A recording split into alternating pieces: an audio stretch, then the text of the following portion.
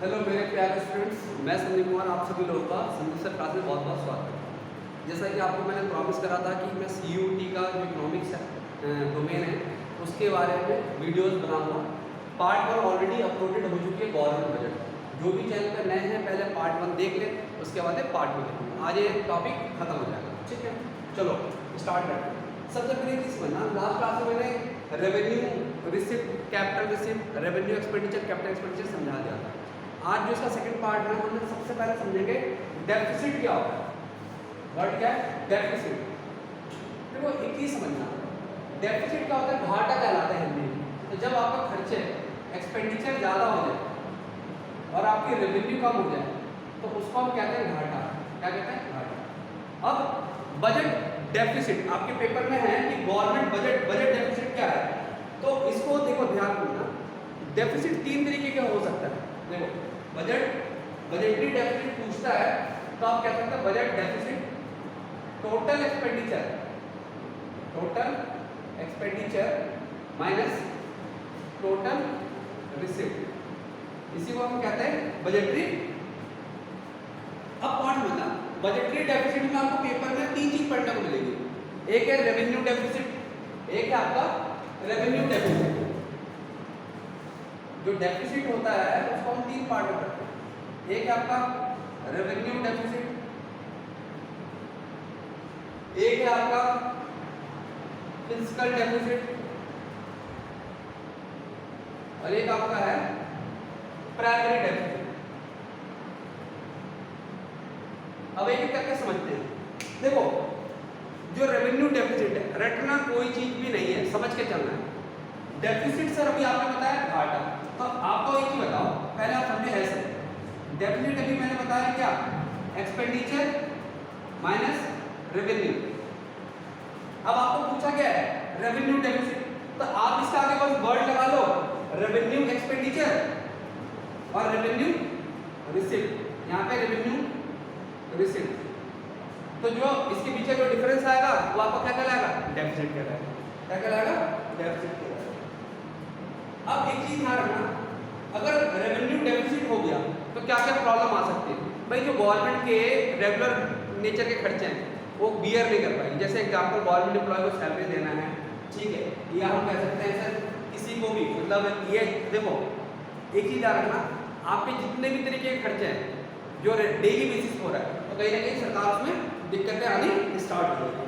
और यहाँ पर ये दिखाएगा आगे जाकर के डेफिसिट भी वार्निंग, मतलब घाटा जो होता है वो वार्निंग का सिग्नल है कि भाई अभी भी आपके पास समय है कि अपने खर्चे का क्या करो, अननेसेसरी खर्चे को कम करो।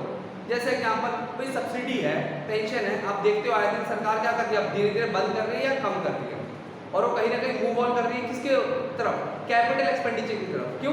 क्योंकि कैपिटल एक्सपेंडिचर अगर सरकार अपने बजट का ज़्यादा पैसा खर्च करती है तो कहीं ना कहीं इंफ्रास्ट्रक्चर डेवलपमेंट होगा और उससे पैसा सरकार कमा सकती है।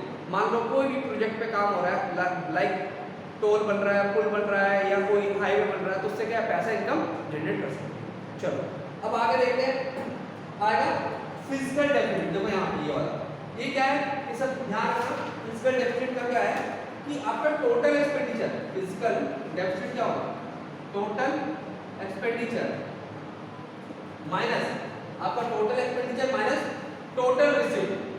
टोटल रिसिप्ट, इसके अंदर एक चीज नहीं आती, एक्सक्लूडिंग बोरोइंग। एक्सक्लूडिंग बोरोइंग, जो हम बोरोइंग लेते हैं उसको हम इसमें कंसिडर नहीं करते, इस चीज का ध्यान रखना।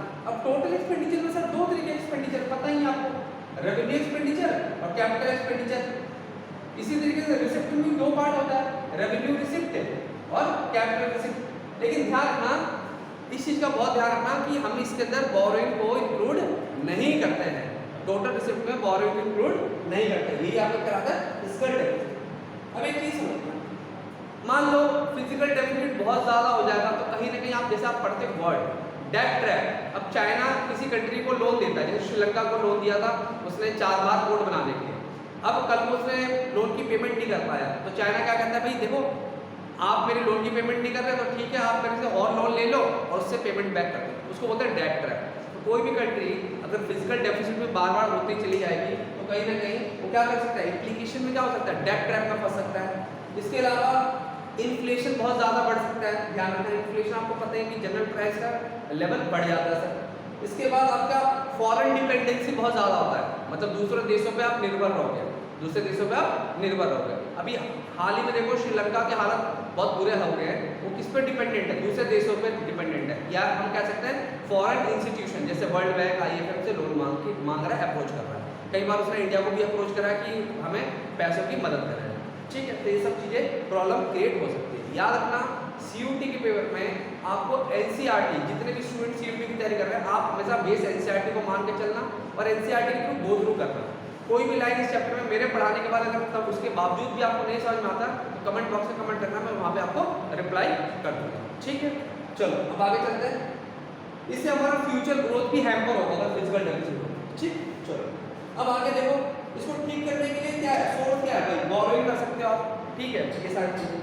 अब आते हैं प्राइमरी डेफिसिट। यहाँ पे देखो प्राइमरी डेफिसिट है, तो प्राइमरी डेफिसिट क्या होता है, जो आपने अभी निकाला फिजिकल डेफिसिट, उसमें से माइनस कर दो इंटरेस्ट की पेमेंट, इससे माइनस कर दो इंटरेस्ट की पेमेंट, तो आपका क्या कहलाएगा, प्राइमरी डेफिसिट। ध्यान रखना ये इंपॉर्टेंट है, तीनों सेगमेंट कहीं ना कहीं से एग्जाम में क्वेश्चन आने के पूरे चांसेस है, ठीक है।